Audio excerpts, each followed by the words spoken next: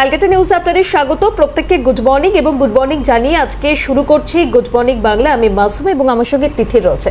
একদমই Masuma, good morning তোমাকেও এবং দর্শকদেরকেও। আর শুরুতেই আমরা যে বিষয়গুলোর দিকে নজর রাখবার চেষ্টা করি, দিনভর যে খবরে আমরা নজর থাকে তার মধ্যে সবথেকে গুরুত্বপূর্ণ দুটো খবর আজ দিনভর আমরা নজর রাখবার চেষ্টা করব। এমন দুটো খবরই আমি আর মাসুমা এই মুহূর্তে আজ নজরের মাধ্যমে আপনাদেরকে জানিয়ে দেওয়ার চেষ্টা করব। আজ একদম প্রথমে নজর থাকবে যে প্রধানমন্ত্রীর ইতালি সফর। তৃতীয় মেয়াদে প্রধানমন্ত্রী হওয়ার পর G7 উন্নত অর্থনীতির দেশগুলির বার্ষিক যে শীর্ষ সম্মেলন তাতেই যোগ দিতে তার ইতালি সফর, এবং এই সফর তৃতীয়বার প্রধানমন্ত্রী হওয়ার পর এই সফর যে যথেষ্ট গুরুত্বপূর্ণ এমনটাই মনে করছেন আন্তর্জাতিক সম্পর্ক বিশেষজ্ঞরাও। অন্যদিকে রাজ্যে নতুন করে বার্ড ফ্লু আতঙ্ক। ইতিমধ্যেই যে খবর পাওয়া যাচ্ছে, রাজ্যের 2 শিশুর দেহে বার্ড ফ্লু ভাইরাসের হদিশ মিলেছে।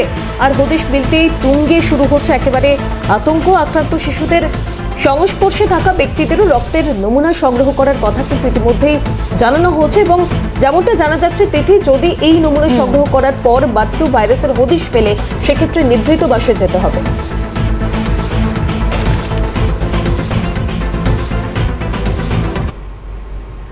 আর আজ নজরে তো আমরা নজর রাখলাম, তবে এবার যে খবরের দিকে আমাদের নজর থাকবে, প্রাথমিকে নিয়োগ দুর্নীতি মামলাতেও ফের আদালতের ভর্ৎসনার শিকার তদন্তকারী সংস্থা। তদন্তে গাফিলতির জন্য ইডি সিবিআইকে ভর্ৎসনা করেছেন বিচারপতি। এই বিষয়ে একাধিক প্রশ্ন তুলেছেন বিচারপতি অমৃতা সিনহা। লিপস অ্যান্ড বাউন্সের 148 কোটি টাকার সম্পত্তি বাজেয়াপ্ত করা হচ্ছে। বুধবার প্রাথমিকে নিয়োগ দুর্নীতি মামলার শুনানিতে ইডি এই কথা জানালেও বিচারপতির ভর্ৎসনার মুখে পড়তে হয় ইডি সিবিআইকে। বিচারপতির সরাসরি প্রশ্ন, ইডি সিবিআই এর রিপোর্টে মনে হচ্ছে এই সংস্থার নিজস্ব আয়ের কোনো উৎসই নেই, টাকা আসছে অন্য কোথা থেকে আসছে সেই টাকা, তা কি খুঁজে দেখছেন? তদন্তে গাফিলতির উল্লেখ করে বিচারপতি তদন্তকারী সংস্থাকে দেন সতর্কবার্তা। তার কথায় পুরো তদন্ত আদালতের নজরদারিতে হচ্ছে। গাফিলতির সব তথ্য বিশ্বস্ত সূত্র মারফত আদালতের কাছে আছে। তদন্তের অগ্রগতি নিয়েও প্রশ্ন তুলেছেন বিচারপতি। অনেকে সন্দেহ প্রকাশ করছে, মাননীয় হাইকোর্ট কি করছে জানি না, কিন্তু গলি থেকে রাজপথ এটি সন্দেহ আছে। তদন্তের গতি স্লথ হয়ে যাওয়ার জন্য বিভিন্ন সময় বিভিন্নভাবে মানুষ সমালোচনা করছে, কিন্তু তারপরেও বলছে এখনো পশ্চিমবঙ্গের মানুষের এই কেন্দ্রীয় তদন্তকারী সংস্থার ওপরে আস্থা আছে। সেখানে কারোর কোনো বিচ্যুতি আছে কিনা, বা কেউ কেউ বিচ্যুত কিনা, কেউ কেউ তলায় তলায় কি একটা যেন বাংলায় বলে নতুন শব্দ উঠেছে, সেটিং আছে কিনা, এসব নিয়েও চর্চা চলছে। এগুলো যাতে না হয় আমরা আশা করব ইডির আধিকারিকরা সেটা চেষ্টা করবে, এবং আদালতের নজরদারি আরও কঠোর করতে হবে, তদন্তের গতি বাড়াতে হবে। চিকিৎসার জন্য যেদিন ছোট বিরতিতে গেলেন অভিষেক বন্দ্যোপাধ্যায়, সেদিনই আদালতে চর্চায় তার সংস্থা। তবে অভিষেক ভাবিত নন এসব নিয়ে, তার ভাবনায় সরকারের কাজ, তা নিয়ে কটাক্ষ করছেন বিরোধীরা। এটা তো অত্যন্ত বিপজ্জনক বিষয়। প্রথম কথা, তিনি এই সরকারের কেউ নন, তিনি বিধানসভার কোনো নির্বাচিত প্রতিনিধি নন। এটা ঠিকই তিনি সমান্তরালভাবে একটা সরকার চালাচ্ছেন, সরকার বহির্ভূত কিছু সিদ্ধান্ত নিচ্ছেন, সিদ্ধান্তকে বাস্তবায়িত করছেন। তিনি জামাই ষষ্ঠীর জন্য কোনো জায়গায় যাচ্ছেন না, এটা আমরা জানি, কিন্তু তিনি যদি এখন কিছু জিনিসের জন্য ছুটিতে যান, আবার ছুটিতে গিয়ে অসুস্থতার সময় তিনি যদি সরকারের সুস্থতার চিকিৎসা করেন, তাহলে তার কি চিকিৎসা হবে? নাকি রক্ষা কবচটা দিনটা কাছাকাছি এসে গেছে সেই কারণে? এই ছুটিটা কিসের ছুটি? এদিন মুখবন্ধ খামে রিপোর্ট দিয়ে সিবিআই আইনজীবী জানিয়েছেন, রিপোর্টে এক ব্যক্তির নামও উল্লেখ আছে। এই দুর্নীতিতে তিনি গভীরভাবে যুক্ত। তদন্তের স্বার্থে এখনই সে নাম প্রকাশ্যে আনা যাবে না। নামটা কার? চর্চা শুরু বঙ্গ রাজনীতিতে। মানুষ জেঠুকে খুঁজছে, কাকুকে নয়। কাকুকে অনেকদিন দেখেছে মানুষ, একজন কাকিমাকেও দেখেছে, কিন্তু মানুষ জেঠুকে পাচ্ছে না। মানুষ এখন জেঠুকে দেখতে, দাদুকে দেখতে চাইছে। তো সেটা দেখানোর দায়িত্ব হচ্ছে ইডি সিবিআই এর, আর ঠিকঠাক সময় তাদের মুখের সামনে থেকে কাপড়টা সরিয়ে নেওয়ার দায়িত্ব হচ্ছে মহামান্য আদালতের। বিরোধীরা বলেন সব দুর্নীতির পান্ডা কালীঘাট। জেঠু বলতে কাকে বোঝাতে চাইছেন শ্রমিক ভট্টাচার্যরা সেটাও দুর্বোধ্য। জবাব কি মিলবে তদন্তে? মুখোশ সরিয়ে মুখটা কি সামনে আনবে আদালত? বলবে ভবিষ্যৎ। Bureau report, Calcutta news. সময় এগোনোর সঙ্গে সঙ্গে চর্চায় লিপস অ্যান্ড বাউন্স। এবার হাইকোর্টের বিচারপতির গলায় লিপস অ্যান্ড বাউন্সের সম্পত্তির প্রসঙ্গ। বুধবার প্রাথমিক নিয়োগ দুর্নীতি মামলায় ইতিমধ্যেই তদন্তে একটি মুখবন্ধ খামও জমা দেওয়া হয়েছে, আর সেখানেই আদালতের পর্যবেক্ষণে লিপস অ্যান্ড বাউন্সের সম্পত্তির প্রসঙ্গ সামনে আসছে। নজর রাখবো এই সংক্রান্ত প্রতিবেদনে।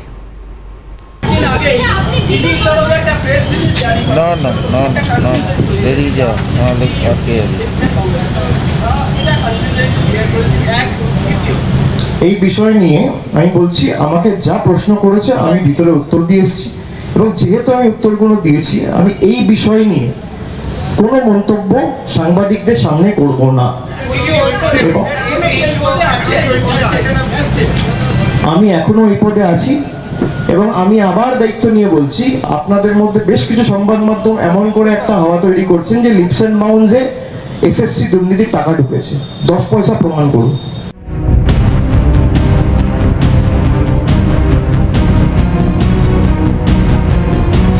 লিপস অ্যান্ড বাউন্সের CEO Abhishek Bandyopadhyay CGO complex থেকে বেরিয়ে ইডির প্রেস রিলিজের সূত্রে সংবাদ মাধ্যমের করা প্রশ্নে এই জবাব দিয়েছিলেন অভিষেক বন্দ্যোপাধ্যায়। দায়িত্ব নিয়ে তিনি চ্যালেঞ্জ ছুড়েছিলেন, তবে এই সংস্থায় এসএসসি দুর্নীতির টাকা ঢুকেছে, 10 পয়সা ঢুকেছে প্রমাণ করুন। তদন্তের স্বার্থে সিজিও কমপ্লেক্সে দাঁড়িয়ে সেভাবে কিছু খোলসা করেননি তিনি। এদিকে নিজেকে লিপস অ্যান্ড বাউন্সের সিওও দাবি করেন সুজয় কৃষ্ণ ভদ্র। সিএনকে তিনি বলেছিলেন, অভিষেক বন্দ্যোপাধ্যায়ের সংস্থা, অমিত বন্দ্যোপাধ্যায়, লতা বন্দ্যোপাধ্যায় ডিরেক্টর, ওরা সব সিদ্ধান্ত নিয়ে থাকেন। আপনি কি এখনো লিপস অ্যান্ড বাউন্ডে চাকরি করেন? হ্যাঁ হ্যাঁ। চাকরি করলে কি পদে এখনো চাকরি করেন? সিও। একই কথা 5 বার বলছি, 6 বার বলছি, তারপরেও আবার আপনারা একই কথা বলছেন। সিও 10 জনকে বলেছি। আপনি বললেন অভিষেক বন্দ্যোপাধ্যায় এখন আর এই কোম্পানির দায়িত্ব সামলান না বা ডিরেক্টর পদে নেই, তবুও এই কোম্পানির ভালো মন্দের সিদ্ধান্ত কি এখনো অভিষেক বন্দ্যোপাধ্যায়ই নেন? অবশ্যই ওনাদেরই তো কোম্পানি। অমিত ব্যানার্জি ডাইরেক্টর, লতা ব্যানার্জি ডাইরেক্টর, তো আমি কি সেখানে সিদ্ধান্ত ভালো মন্দ যদি হয় কোনো বিশেষ ব্যাপার থাকে তো আমি কি করে নেব? তো ওনারাই তো নেবেন। ঘটনাচক্রে এই লিপস অ্যান্ড বাউন্সের একতা ডিরেক্টর তথা সিওও সুজয় কৃষ্ণ ভদ্র ওরফে কালীঘাটের কাকু প্রাথমিক নিয়োগ মামলায় দুর্নীতির দায় জেলবন্দি। আর বুধবার এই প্রাথমিক নিয়োগ দুর্নীতি মামলায় সিবিআই এর মুখ বন্ধ খামে পেশ করা রিপোর্ট দেখে হাইকোর্টের বিচারপতির গলায় লিপস অ্যান্ড বাউন্সের সম্পত্তির প্রসঙ্গ। বিচারপতি সিনহার মন্তব্য, লিপস অ্যান্ড বাউন্স নিজে কোনো টাকা জেনারেট করতো না, বাইরে থেকে আসতো টাকা। সওয়ালে ইডির আইনজীবী ধীরাজ ত্রিবেদী বলেন, 145 কোটির সম্পত্তি বাজেয়াপ্ত করার প্রক্রিয়া চলছে। এপ্রিল মাসে আরও 2টি নতুন সম্পত্তির খোঁজ পাওয়া গিয়েছে, সেগুলো বাজেয়াপ্ত করার প্রক্রিয়া চলছে। বিচারপতি সিনহার প্রশ্ন, এই এত সম্পত্তি ও টাকার উৎস কি তা জানতে পেরেছেন? কিভাবে এত বিপুল সম্পত্তি কেনা হলো তার খোঁজ পেয়েছেন? আপনার রিপোর্ট দেখে মনে হচ্ছে এই কোম্পানি নিজে কিছু রোজগার করতো না, সবটাই অন্য জায়গা থেকে আসতো। এ প্রসঙ্গে উল্লেখ্য, 2012 সালে ওই সংস্থার ডিরেক্টর পদে আসেন অভিষেক বন্দ্যোপাধ্যায় এবং 2014 সালে পদত্যাগ করেন তিনি। সুজয় ভদ্র ডিরেক্টর পদ থেকে পদত্যাগ করেন 2016 সালে।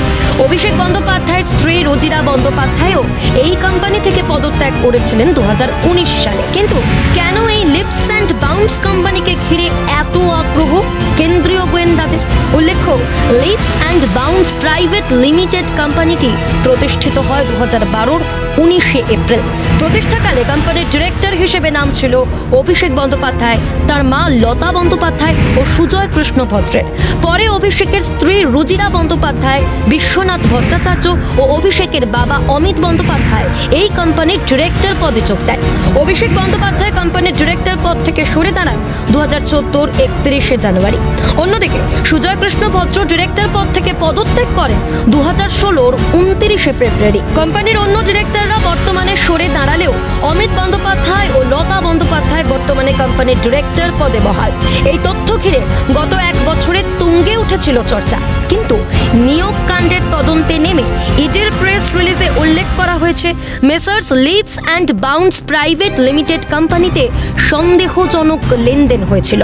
আরও উল্লেখ, সুজয় কৃষ্ণ ভদ্র এই কোম্পানির সিওও চিফ অপারেটিং অফিসার ছিলেন 2012 এপ্রিল থেকে 2016 মার্চ পর্যন্ত একজন ডিরেক্টরও।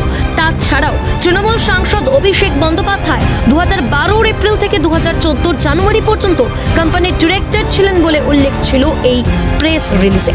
এবার সিবিআই এর মুখ বন্ধ খাম দেখেও বিচারপতির গলায় লিপস অ্যান্ড বাউন্সের সম্পত্তির প্রসঙ্গ।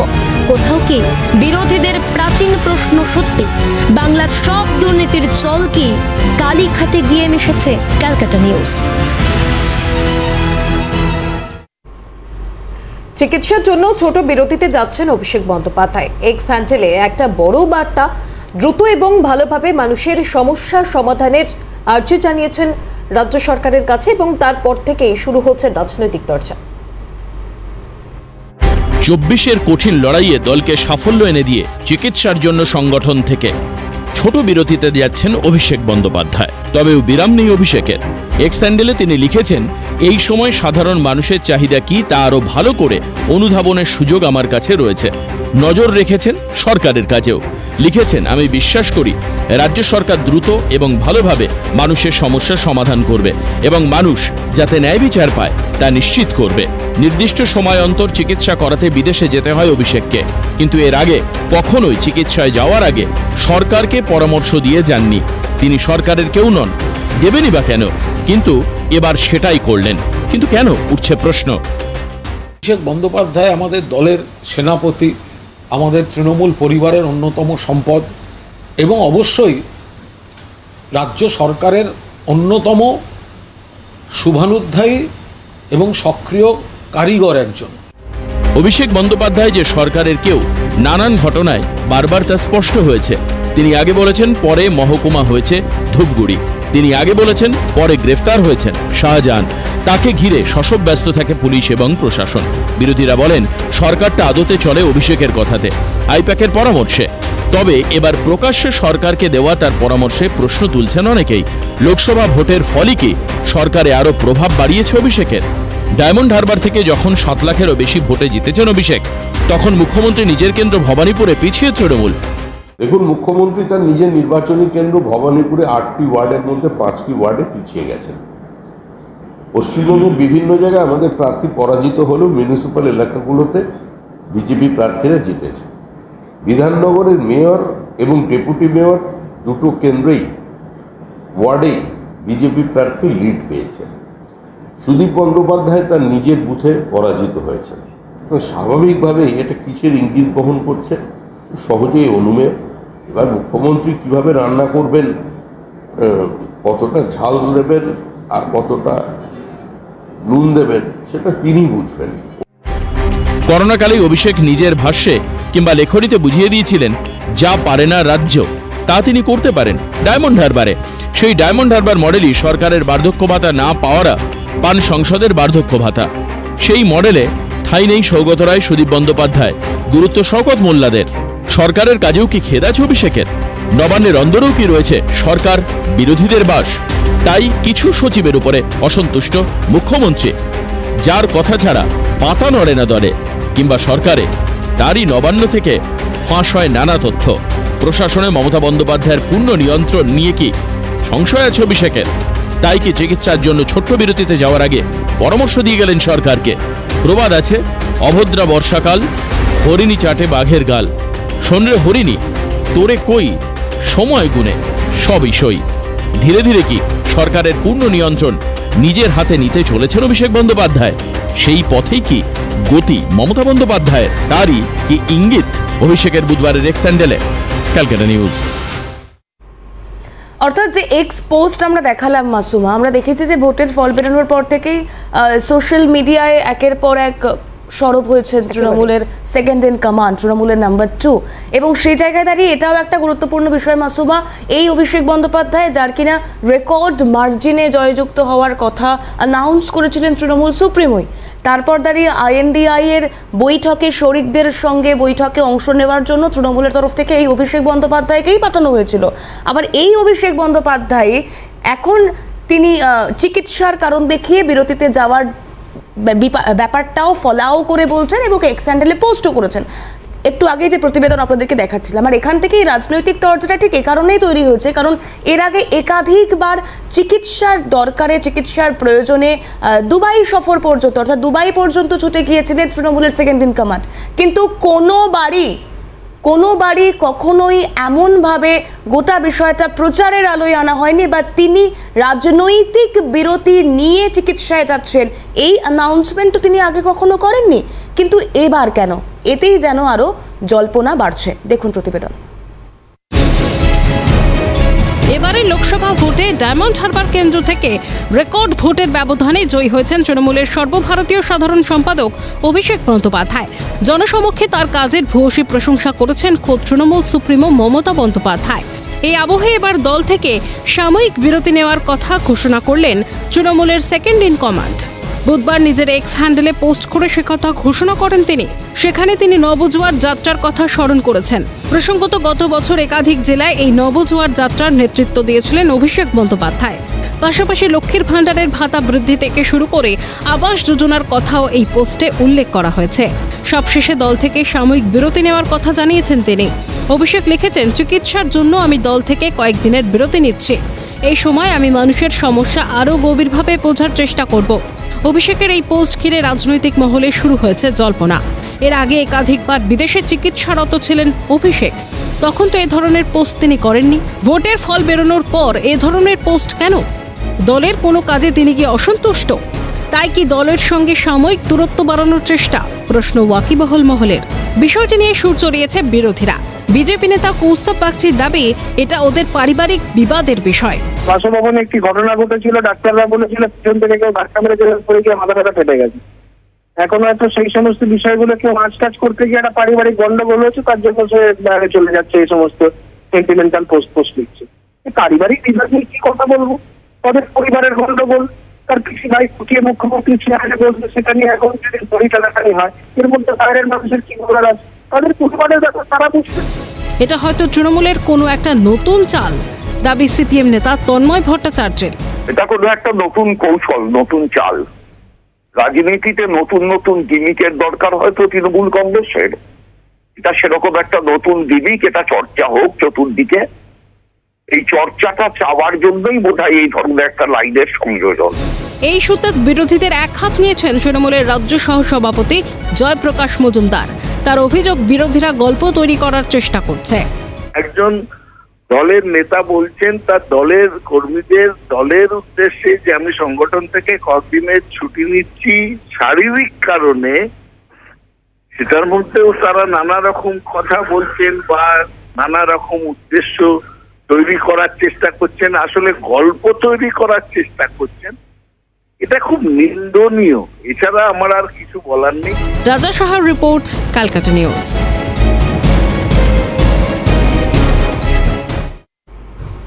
গুড মর্নিং বাংলায় আরও বিভিন্ন খবরের আপডেট আপনাদের দেবো, তবে একটা ছোট্ট বিরতির পর আমি আর তিথি ফিরছি দ্রুত একটা বিরতির পর। সঙ্গে থাকুন।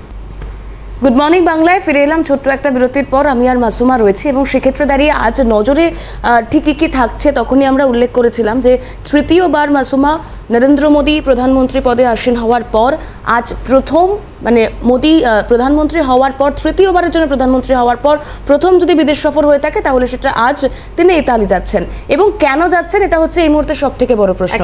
সেক্ষেত্রে G7 শীর্ষ সম্মেলন রয়েছে এবং তার জন্যই তিনি আজ ইতালিতে পৌঁছে যাবেন।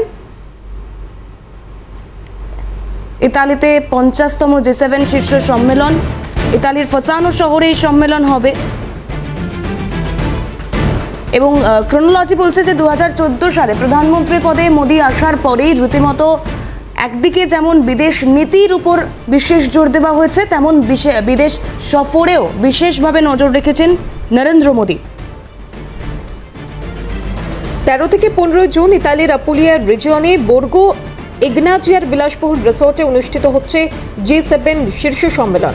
সেই আলোচনায় একাধিক বিষয় থাকতে পারে। প্রধানমন্ত্রী নরেন্দ্র মোদী তিনি তৃতীয়বার প্রধানমন্ত্রী পদে আসীন হওয়ার পর যাচ্ছেন সেখানে, এবং অন্যদিকে আরও বেশ কিছু ব্যক্তিত্ব তারাও উপস্থিত থাকবেন। মার্কিন প্রেসিডেন্ট জো বাইডেন, ফরাসির প্রেসিডেন্ট ইমানুয়েল ম্যাক্রো, জাপানের প্রধানমন্ত্রী ফুমিও কিশিদা, কানাডার প্রধানমন্ত্রী জাস্টিন ট্রুডো এই শীর্ষ সম্মেলনে যোগ দিচ্ছেন।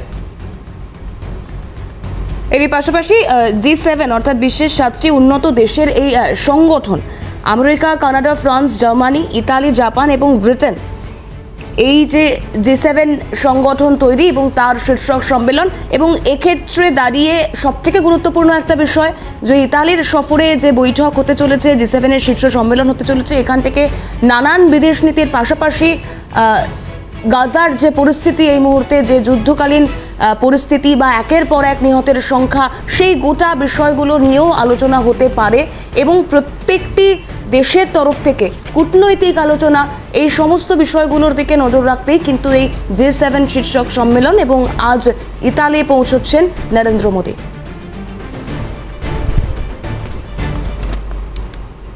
অন্যদিকে আরও একটা গুরুত্বপূর্ণ খবরের দিকে নজর না রাখলেই নয়। কৃষক বন্ধু প্রকল্পে 1 কোটির বেশি কৃষক বর্গাদারকে আর্থিক সাহায্য ঘোষণা মুখ্যমন্ত্রীর।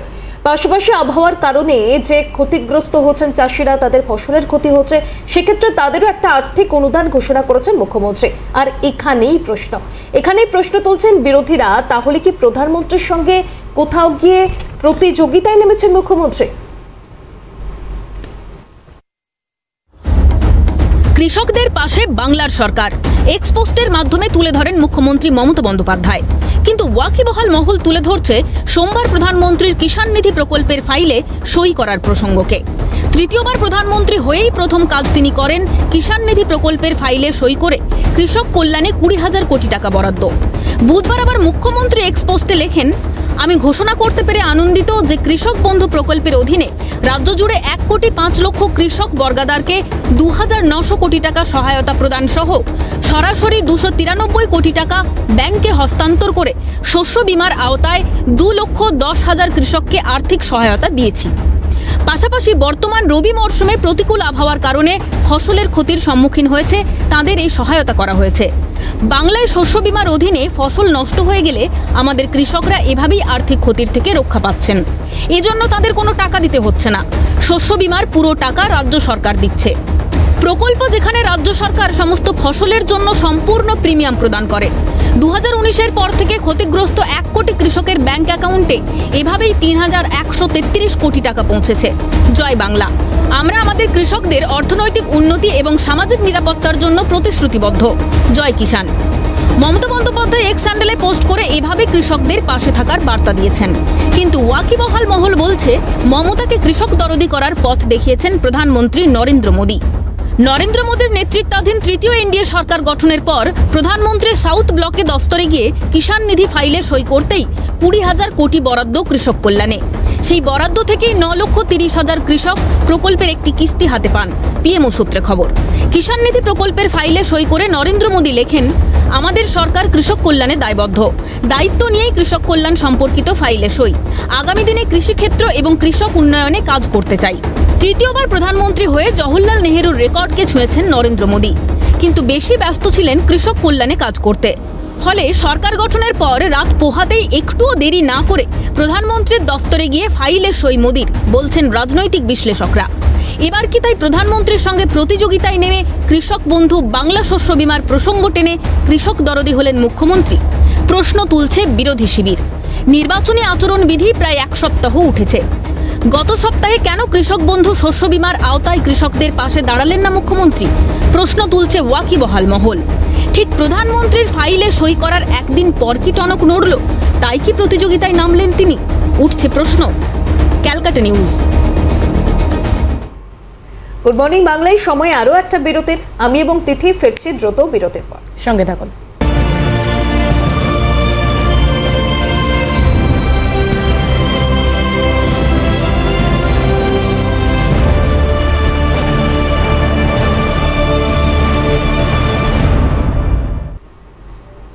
বাসমা, গুড মর্নিং বাংলায় আমরা ছোট্ট বিরতির পর ফিরে এসে এই মুহূর্তে আরও একটি ছবির দিকে নজর রাখবার চেষ্টা করব, কারণ এ রাজ্যে ভোট পরবর্তী হিংসার যে অভিযোগ উঠতে শুরু করেছে তা যে এখনো পর্যন্ত অব্যাহত রয়েছে। মালদার একটা ছবি আপনাদেরকে দেখাই, মালদার বৈষ্ণবনগরের ঘটনা, যেখানে রীতিমতো কংগ্রেস কর্মীকে পিটিয়ে খুনের অভিযোগ আসছে।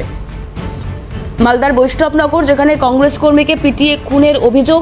এর আগে গতকালও আমরা দেখেছি একের পর এক ঘটনায় এই ভোট পরবর্তী হিংসার অভিযোগ।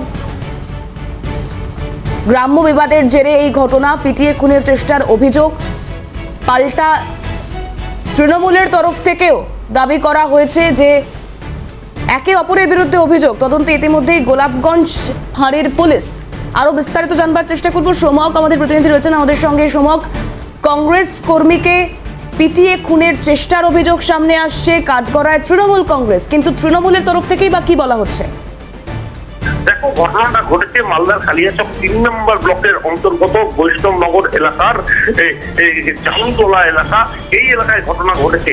আহত ওই কংগ্রেস কর্মী বর্তমানে মালদা শহরের একটি বেসরকারি হাসপাতালে চিকিৎসাধীন এবং অভিযোগ দায়ের হয়েছে কালিয়াচক থানার অন্তর্গত গোলাপগঞ্জ ফাঁড়িতে।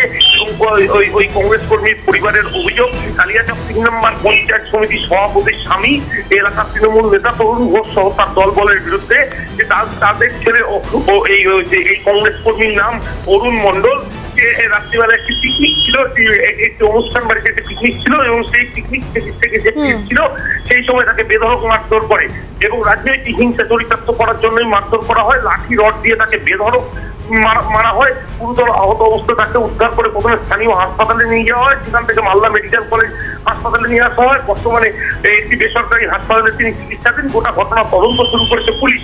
পাল্টা তৃণমূলের পক্ষ থেকে দাবি করা হয়েছে এই ঘটনার সাথে রাজনীতির কোনো যোগাযোগ নেই, গ্রাম্য বিবাদের জেরে এই ঘটনা। বেশ সেবক, আপাতত ধন্যবাদ জানাবো। তার পরিবার কি বলছে, যে সত্যি স্থানীয় বিবাদ নাকি রাজনৈতিক সংঘর্ষের জেরে এই ঘটনা? পরিবারের তরফ থেকে ঠিক কি প্রতিক্রিয়া আসছে শুনবো। আমার ছেলে বাড়িতে ছিল, আবার বন্ধু বান্ধব কয়েকজন আসলো, এসে বলছে যে ওই বালুগাঁয়ে একটা পিকনিক আছে, তো জন্মদিন ছিল আর কি, সেখানে ভোজ খেতে গেল। আমরা বসে আছি, আবার ফোন করলাম ছেলেকে, ছেলে যে আমি খাচ্ছি এখন আসছি।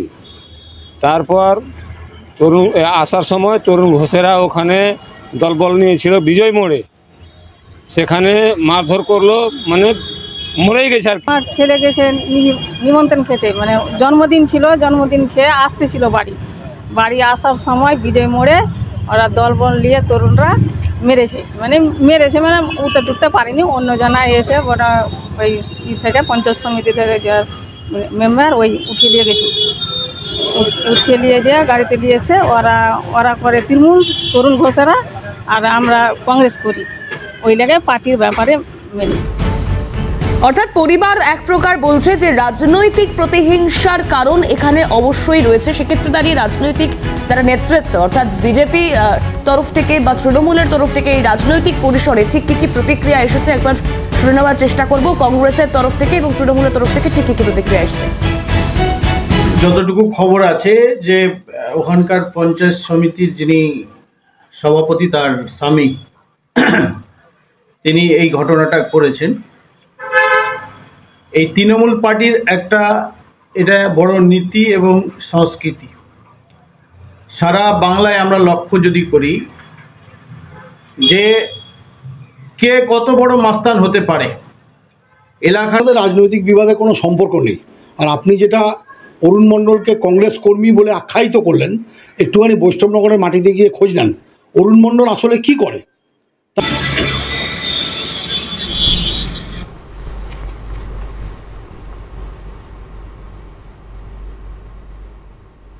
এটা শুধু মালদার ছবি নয় তিথি, মালদা ছাড়াও গতকাল আমরা দিনভর দেখিয়েছিলাম নৈহাটির একটা ঘটনা, সেখানেও ভোট পরবর্তী হিংসা অব্যাহত এবং বিজেপি কর্মীকে বেধড়ক মারধর করা হচ্ছিল এবং আহত বিজেপি কর্মী তাকে কল্যাণীর এইমস হাসপাতালে ভর্তি করা হচ্ছিল। জেলায় জেলায় ভোট পরবর্তী হিংসা অব্যাহত রয়েছে। নৈহাটি মামুদপুরে বিজেপি কর্মীকে মারধর করা হয়, বিজেপি কর্মী চিকিৎসাধীন কল্যাণী এইমস হাসপাতালে, হাতে মাথায় রয়েছে গুরুতর চোট। পুলিশ এখনো পর্যন্ত গ্রেপ্তার করেনি কাউকেই, যে খবর শেষ মুহূর্ত পর্যন্ত পাওয়া যাচ্ছে এই ঘটনায় এখনো পর্যন্ত কাউকে গ্রেপ্তার করা হয়নি। বিস্তারিত জানবো, শান্তনু আচার্য রয়েছেন আমাদের প্রতিনিধি। শান্তনু, গতকাল আমরা দেখেছিলাম নৈহাটিতে এক বিজেপি কর্মীকে বেধড়ক মারধর করা হয় এবং যে অভিযোগ উঠে আসছে গতকালের পর আজ পর্যন্ত এখনো কাউকে গ্রেপ্তার করা সম্ভব হয়নি, কি অভিযোগ উঠছে?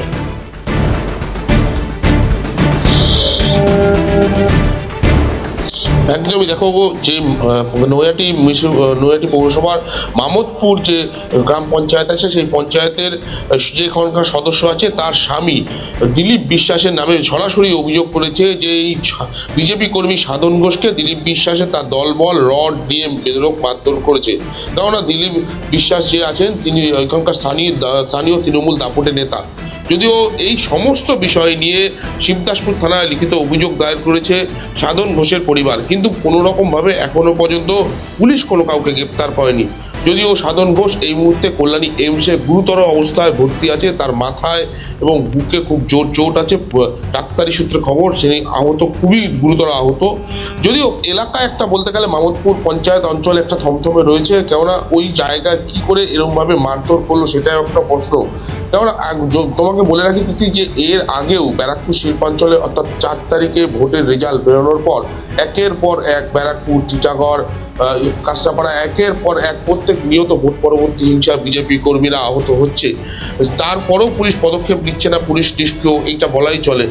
এই মুহূর্তে সাধন ঘোষ রীতিমতন কল্যাণী এইমসে ভর্তি আছে, তার এলাকা থমথমে। তার পরিবার একটাই অভিযোগ করছে যে তারা রীতিমতন পঞ্চায়েত সদস্যের স্বামীর বিরুদ্ধে শিবদাসপুর থানায় অভিযোগ করা সত্ত্বেও এখনো পর্যন্ত তাকে কেন গ্রেপ্তার করলো না। যদিও বলা যায় যে এই পঞ্চায়েত সদস্যের স্বামী সমস্ত বিষয় অস্বীকার করেছে এবং তারা একদমই বলছে যে তিনি এই কাজ করেনি, কিন্তু তৃণমূলের উচ্চ নেতৃত্বরা বলছে যে যদি কোনো দোষ করে থাকে পুলিশ গ্রেপ্তার করবে। একেবারে পরবর্তীতে এই খবরের দিকে অবশ্যই নজর থাকবে, নজর রাখো সেদিকে। আপাতত ধন্যবাদ তোমাকে।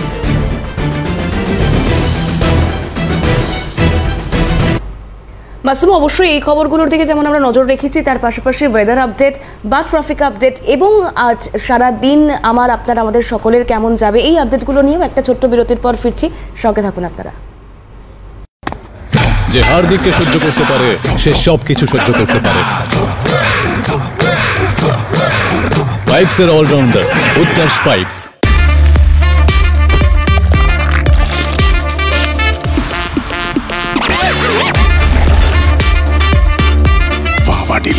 গন্ধ, রং ও খাঁটি ঝাঁজ এভরিডে রান্নার আপন স্বাদ। Everyday spices 100% taste. Everyday spices best.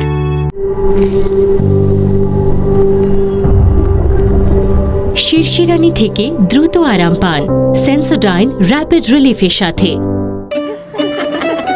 Katrina, লুচি আল্ট্রালাইট লুচি। আল্ট্রালাইট কিভাবে? ইমামি আল্ট্রালাইট সয়াবিন তেল দিয়ে, কারণ সব সয়াবিন তেল আল্ট্রালাইট হয় না। সাধারণ সয়াবিন তেল হয় গাঢ় এবং ভারী, শুধুমাত্র ইমামি আল্ট্রালাইট সবচেয়ে লাইট, সবচেয়ে কম অ্যাবজর্ব হয়, কম চিপচিপে আর হালকা, প্রত্যাশার চেয়েও বেশি হালকা। Emami healthy and tasty ultralight.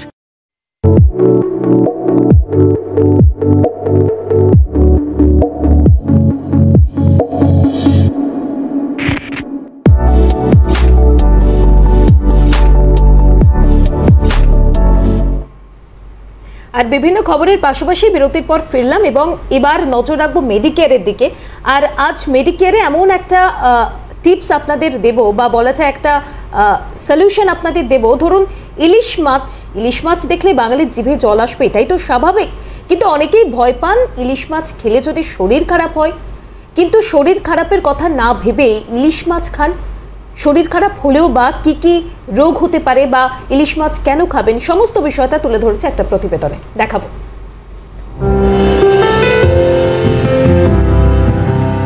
ইলিশ মাছের নামেই বাঙালির জিভে জল আসে। ইলিশ দিয়ে পছন্দ মতো যে কোনো পদ বানিয়ে ফেলা যায়, তা খেতেও অত্যন্ত সুস্বাদু। কিন্তু শুধু ইলিশ মাছ খেলেই তো হলো না, শরীর স্বাস্থ্যের কথাও ভাবা দরকার। বিশেষজ্ঞরা জানাচ্ছেন এত চিন্তা করার কিছু নেই।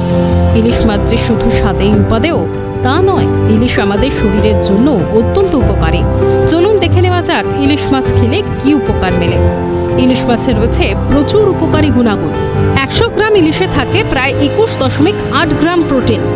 এছাড়াও রয়েছে প্রচুর omega 3 fatty acid, vitamin, sodium, calcium, magnesium এবং মিনারেল, যা শরীরের জন্য ভীষণ গুরুত্বপূর্ণ। ইলিশ মাছ হৃৎপিণ্ডের জন্য অত্যন্ত উপকারী। এতে রয়েছে স্বাস্থ্যকর ফ্যাট।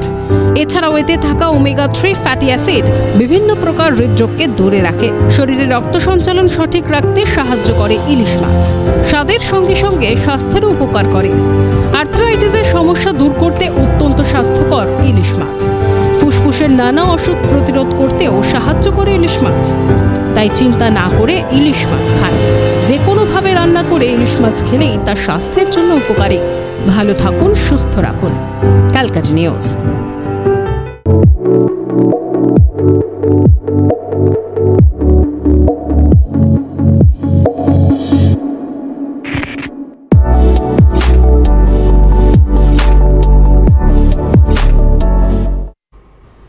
মাসুমা, একদিকে বর্ষা আর একদিকে ইলিশ যদি একসাথে হয় বলা হয় এই কম্বিনেশনে জুড়ি মেলা ভার।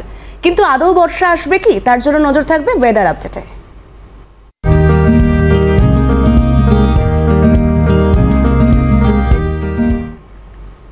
এই মুহূর্তে নজর রাখবার চেষ্টা করব আবহাওয়ার খবরের দিকে। ওয়েদার আপডেটের দিকে নজর থাকবে। যেমনটা জানা যাচ্ছে যে বৃষ্টির কথা বলছিলাম, 15 তারিখ কলকাতায় খানিক বৃষ্টি হতে পারে। স্বস্তি দিয়েই শুরু করলাম, তবে উত্তরের জন্য আরও বেশ খানিকটা স্বস্তি, কারণ ভারী বৃষ্টির পূর্বাভাস রয়েছে উত্তরবঙ্গের 6টি জেলায়।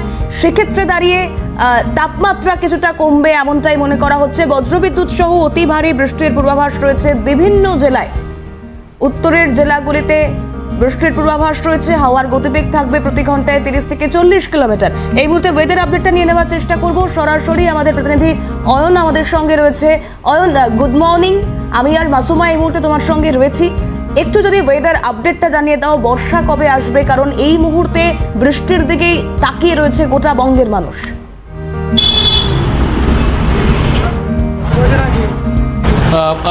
তিথি এবং মাসুমা, তোমাদের দুজনকেই প্রথমত সুপ্রভাত জানাই। এবং আলিপুর আবহাওয়া দপ্তরের তরফ থেকে যে পূর্বাভাস দেওয়া হচ্ছে, সেই পূর্বাভাসে কিন্তু দুরকম একবারে চরিত্র দেখা যাচ্ছে উত্তরবঙ্গ এবং দক্ষিণবঙ্গের ক্ষেত্রে।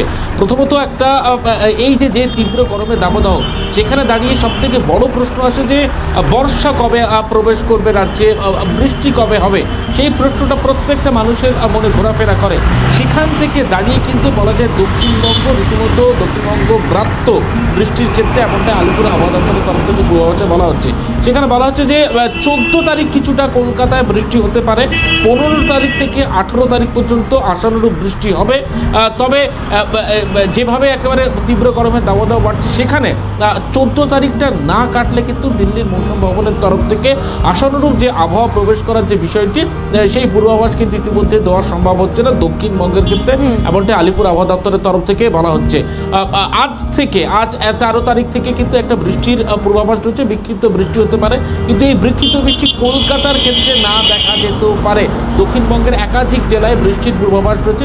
এখান থেকেই যখন দক্ষিণবঙ্গের মানুষ আমরা স্বস্তি খুঁজছি, তখন কোথাও একটা উত্তরের জন্য পরিস্থিতি বেশ খানিকটা অস্বস্তিকর বলা চলে।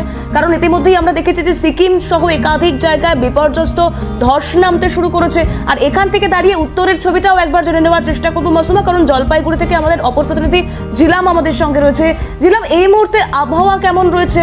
উত্তরের জন্য ভারী থেকে অতি ভারী বৃষ্টির পূর্বাভাস রয়েছে, বৃষ্টিপাত হবে বেশ কয়েকদিন। এছাড়াও আমরা সিকিমের ক্ষেত্রেও দেখেছি বিরাট ধস এখনো পর্যন্ত অব্যাহত রয়েছে সেখানকার এই পরিস্থিতি।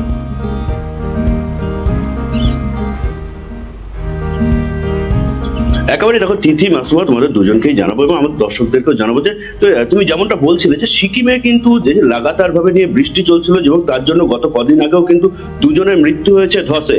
এবং একইভাবে নিয়ে আবহাওয়া দপ্তর যা পূর্বাভাস দিচ্ছে তা কিন্তু সত্যিকারের ভয় ধরাচ্ছে, কারণ এই আজ মঙ্গলবার থেকে টানা আরো 3 দিন কিন্তু বৃষ্টির সম্ভাবনাটা, অতি থেকে অতি ভারী বৃষ্টির সম্ভাবনাটা উত্তরের বিভিন্ন জেলাগুলি যে রয়েছে, জলপাইগুড়ি, কোচবিহার, আলিপুরদুয়ার, এই সমস্ত জেলাগুলির জন্য কিন্তু ইতিমধ্যেই কমলা সতর্কতা জারি করা হয়েছে। এবং একইভাবে বলা হচ্ছে যে পাহাড়েও বৃষ্টি হবে, কালিম্পং, সিকিম এই সমস্ত জায়গাতে ভারী বৃষ্টি হবে। ইতিমধ্যেই এই সমস্ত উত্তরবঙ্গের যে সমস্ত ডুয়ার্স লাগোয়া যে সমস্ত নদী রয়েছে, যেগুলো পাহাড় থেকে নেমে এসেছে, সেই সমস্ত নদীতে কিন্তু তোমার জলস্তর বৃদ্ধি পাচ্ছে। এবং একইভাবে দেখা যাচ্ছে যে পাহাড়ে বিভিন্ন জায়গায়, যেমন 10 নম্বর যে জাতীয় সড়ক রয়েছে, সেই 10 নম্বর জাতীয় সড়কে বারবার ধসের কারণে কিন্তু সেটা বন্ধ হয়ে গেছে। এবং পাহাড়ে কিন্তু অতিরিক্ত ভারী বৃষ্টি বৃষ্টির কারণে ধসের সম্ভাবনাটা আবারও বেশি করে তৈরি হচ্ছে। তবে গত কদিন ধরে চলা এইরকম একটা বৃষ্টির কারণে কিন্তু এই মুহূর্তে উত্তরবঙ্গের আবহাওয়াটা কিন্তু সে আগের থেকে অনেকটাই ভালো, কারণ সেই গরমের হাঁসফাঁস সেই জায়গা থেকে কিন্তু অনেকটাই নেমে এসেছে। তবে যা পরিস্থিতি হয়ে দাঁড়িয়েছে তা কিন্তু চিন্তার, কারণ আবহাওয়া দপ্তর বলছে যে এই সময়টা কিন্তু পাহাড়ে যাওয়ার ক্ষেত্রে যারা পাহাড়ে যাওয়ার পরিকল্পনা রয়েছে তারা যাতে এই সময়টা পাহাড়ে না যায়, কারণ ধসের জন্য যে কোনো সময় আটকে যেতে পারে রাস্তা, এবং কাঁচা বাড়িতে যারা থাকেন তারা যাতে সেখান থেকে সরে গিয়ে পাকা বাড়িতে থাকা হয়, এই সমস্ত কিন্তু পরামর্শ দিয়েছে আবহাওয়া দপ্তর। একেবারে জিলাম যে আপডেটগুলো তুমি দিচ্ছিলে এবং তার পাশাপাশি অবশ্যই সেদিকে নজর থাকবে। তবে জিলাম এবং অয়ন দুজনকেই ধন্যবাদ জানাবো, এবং এরই পাশাপাশি আবহাওয়া দপ্তরের তরফ থেকে ঠিক কি বলা হয়েছিল গত যে ছবি আমরা দেখিয়েছি গতকালও শুনবো আরেকবার। বেঙ্গলে আপনার যে পাঁচটি যে জেলা আছে উপরে দার্জিলিং, জলপাইগুড়ি, কালিম্পং, কুচবিহার এবং আলিপুরদুয়ার, এগুলোতে আপনার হোয়াইট স্প্রেড রেনফলের ফোরকাস্ট দেওয়া হয়েছে। নর্থ দিনাজপুরে স্ক্যাটার্ড রেনফলের ফোরকাস্ট দেওয়া হয়েছে, এবং মালদা এবং সাউথ দিনাজপুরে আইসোলেটেড রেনফলের সতর্কবার্তা দেওয়া মানে ফোরকাস্ট দেওয়া হয়েছে। আর আজকে সাউথ বেঙ্গলে হাওড়া, কলকাতা এবং কোস্টাল ডিস্ট্রিক্টগুলি বাদ দিয়ে সব জেলাতে আইসোলেটেড রেনফল হওয়ার ফোরকাস্ট দেওয়া হয়েছে। আগামীকাল 13 তারিখে নর্থ বেঙ্গলের ফোরকাস্ট হচ্ছে 12 তারিখেরই অনুরূপ, মানে আজকেরই অনুরূপ, অর্থাৎ 5টি উত্তরের জেলাতে হোয়াইট স্প্রেড, নর্থ দিনাজপুরে স্ক্যাটার্ড এবং বাকি 2টি জেলাতে আইসোলেটেড। এবং সাউথ বেঙ্গলে সবকটি জেলাতেই আপনার আইসোলেটেড রেনফলের ফোরকাস্ট দেওয়া হয়েছে, এক্সেপ্ট আপনার হাওড়া, হুগলি, কলকাতা এবং 2টি 24 পরগনা, এই কয়েকটি জেলা বাদ দিয়ে সবকটিতে আইসোলেটেড রেনফল। 14 তারিখে সাউথ বেঙ্গলের সব জেলাতে আইদার স্ক্যাটার্ড রেনফল অথবা আইসোলেটেড রেনফলের ফোরকাস্ট দেওয়া হয়েছে, এক্সেপ্ট আপনার 2টি 24 পরগনা, হাওড়া, হুগলি এবং কলকাতা। আর নর্থ বেঙ্গলে উত্তরের 5টি জেলাতে হোয়াইট স্প্রেড রেনফল, নর্থ দিনাজপুরে ফেয়ারলি হোয়াইট স্প্রেড রেনফল এবং বাকি জেলাগুলিতে স্ক্যাটার্ড রেনফল আছে। 15 তারিখে নর্থ বেঙ্গলের উত্তরের 5টি জেলায় হোয়াইট স্প্রেড রেনফল, বাকিগুলিতে ফেয়ারলি হোয়াইট স্প্রেড রেনফল আছে।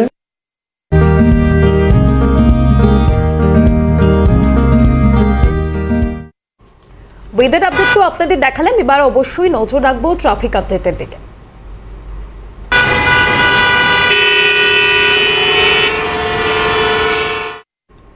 তিথি, ট্রাফিক আপডেটের শুরুতেই যে কথা না বললেই নয়, শিয়ালদা স্টেশনে ইন্টারলকিং এর কাজ চলছিল, যে কারণে বন্ধ করা হচ্ছিল মেগা পাওয়ার। তবে আপাতত পরিস্থিতি স্বাভাবিক রয়েছে, পরিষেবা স্বাভাবিক। শিয়ালদা ডিভিশনে ইন্টারলকিং কাজের জন্য ব্লক করা হচ্ছিল মেগা পাওয়ার। আপাতত পরিষেবা স্বাভাবিক হলেও বেশ কিছু ট্রেন ধীর গতিতে চলছে, তবে আপাতত পরিষেবা স্বাভাবিক রয়েছে। ইন্টারলকিং এর কাজের জন্য ব্লক করা হচ্ছিল মেগা পাওয়ার। ইন্দ্রনীল রয়েছেন টেলিফোন লাইনে, বিস্তারিত জানবো। ইন্দ্রনীল, ইন্টারলকিং এর কাজ চলছিল, যে কারণে পরিষেবা স্বাভাবিক ছিল না। এই মুহূর্তে যে খবর পাওয়া যাচ্ছে পরিষেবা স্বাভাবিক হলেও ধীর গতিতে ট্রেন চলাচল চলছে। আর কি আপডেট রয়েছে এই সংক্রান্ত বিষয়? একদমই, দেখো পরিস্থিতি আপাতত স্বাভাবিক, এমনটাই পূর্ব রেলের তরফ থেকে জানানো হয়েছে। যদিও শিয়ালদা ডিভিশনে আপ এবং ডাউন লাইনে কিছু ক্ষেত্রে স্লথ গতিতে চলছে ট্রেন পরিষেবা, তবে আগের থেকে যে পরিস্থিতি স্বাভাবিক এমনটাই পূর্ব রেলের তরফ থেকে জানানো হয়েছে। মেগা পাওয়ার ব্লক করা হয়েছিল যাতে 12 কোচ বিশিষ্ট যে ট্রেন, সেই ট্রেন যাতে প্রবেশ করতে পারে, এবং সিগন্যালিং কে উন্নত করার জন্যই কিন্তু এই মেগা পাওয়ার ব্লক করা হয়েছিল। যদিও নির্দিষ্ট সময় 2 ঘন্টা আগে সেই মেগা পাওয়ার ব্লক প্রত্যাহার করা হয়, এবং ক্লাবের তরফ থেকে জানানো হয় যে মেগা পাওয়ার ব্লক করা হয়েছিল তা কাজ সম্পন্ন হয়েছে। ফলে যে পরিষেবা কিছুটা স্লথ হলো, আপাতত পরিষেবা স্বাভাবিক, এমনটাই পূর্ব রেলের তরফ থেকে জানানো হয়েছে। মাসুমা ও তিথি। ইন্দ্রনীল, প্ল্যাটফর্ম সম্প্রসারণের কাজের সময় আমরা দেখেছিলাম সেক্ষেত্রে একটা যাত্রী দুর্ভোগের ছবি ফুটে উঠেছিল। আবারও কি সেই যাত্রী দুর্ভোগ অব্যাহত রয়েছে, যেহেতু ট্রেন ধীরগতিতে যাতায়াত করছে তুমি যেরকমটা বললে? দেখো, যে 12 কোচ বিশিষ্ট যে ট্রেনের যে পরিষেবা দেওয়ার কথা পূর্ব রেলের তরফ থেকে শিয়ালদা ডিভিশনে বলা হয়েছিল, সেই পরিষেবা কিন্তু জুলাই মাসের প্রথম দিকেই শুরু হবে, এমনটাই পূর্ব রেল সূত্রে জানা গিয়েছে।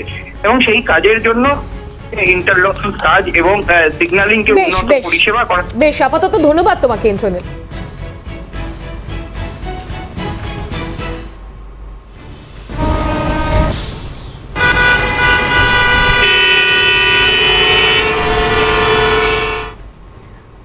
মাসমাস, গুড মর্নিং বাংলায় সময় অনেকটাই শেষের দিকে, কিন্তু যেতে যেতে আমরা যেদিকে নজর রাখি তা হলো আজ কেমন কাটবে আমার আপনার দিন, অর্থাৎ 12টি রাশির জাতক জাতিকার কি রয়েছে আজ কপালে, আজ এক নজরে সেদিকেও নজর রাখবার চেষ্টা করব। রাশি মেষ, অভিভাবকদের পরামর্শে আজ আপনার জন্য কার্যকর হতে পারে সেই পরামর্শ, তবে অন্য কারোর পরামর্শ না নেওয়াই শ্রেয়। বৃষ রাশি, উচ্চশিক্ষায় সফলতা পেতে পারেন, যানবাহন চালানোর সময় সতর্ক থাকাই ভালো। মিথুন রাশির ক্ষেত্রে সন্তানদের নিয়ে চিন্তা বাড়তে পারে, গুরুজনদের কথায় মনোযোগ দিন। কর্কট রাশির ক্ষেত্রে পারিবারিক শান্তি বজায় থাকার সম্ভাবনা, উচ্চ পদস্থ ব্যক্তির জন্য গুরুত্বপূর্ণ কাজ উদ্ধার হতে পারে। সিংহ, পড়াশোনায় সাফল্য পেতে পারেন, সন্তানের জন্য মানসিক আনন্দও পেতে পারেন। কন্যা রাশির ক্ষেত্রে অতিরিক্ত লোভ ত্যাগ করাই ভালো, ইচ্ছে পূরণ হওয়ায় আনন্দ পেতে পারে। ভালো যুক্তির জন্য তর্কে জয়লাভ করতে পারেন তুলা রাশির জাতক জাতিকারা, ফাটকা আয় বা লটারি কাটার জন্য দিনটি শুভ। বৃশ্চিক রাশির ক্ষেত্রে দরকারি কাজ মেটানোর শুভ দিন, পরিচিত কেউ বাড়িতে আসতে পারে। কারোর প্রয়োজনে সাহায্য করতে হতে পারে ধনুরাশির জাতক জাতিকাদের, উচ্চশিক্ষায় ভালো যোগ রয়েছে। মকর রাশির জন্য এমন কিছু ঘটতে পারে যা আপনাকে অবাক করে দেবে, বাড়িতে অনেক বন্ধু আসতে পারে। কুম্ভ, সংসারে শান্তি বজায় থাকবে, কর্মস্থানে উন্নতির সম্ভাবনা। সর্বশেষ মীন রাশি, আজ কোনো ঘটনা আপনার মনকে নাড়া দিতে পারে, অল্পে সন্তুষ্ট থাকাই ভালো।